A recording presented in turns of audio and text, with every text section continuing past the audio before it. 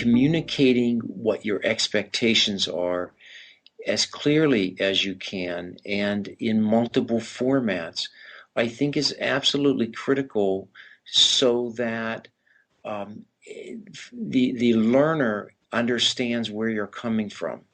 And language can be a barrier, and it can be a barrier between, I don't know, folks in the North and folks in the South. I mean, or people of speaking English. We still have language barriers. In the online environment, it's principally written, although increasingly we're putting in podcasts such as this and video casts.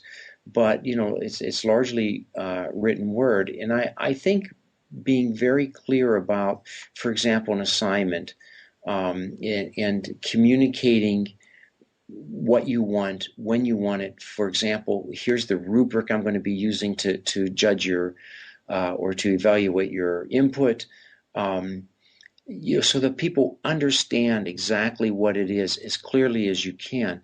And I'm always struck, I talk about this all the time, I'm always struck by, no matter how clearly I think I've stated something, somebody still, and I'm talking about primarily English-speaking individuals in my case, they still misinterpret it. I didn't say it right. I didn't clarify what I meant. And I go back and I reread it and I think, well, yeah, now I see exactly where they're coming from. I use that feedback, that evaluation feedback, to constantly improve. Whenever I see those issues arise, misinterpretation, misunderstandings, I take that as an opportunity to improve my writing. So I go back into my text, or I redo the video clip that I've included, and I make it a little bit clearer, in hopes that next time, there won't be a question about what is meant. But I think around the idea of international, including the audience, drawing them into the conversation, communicating that it's okay to question, to push.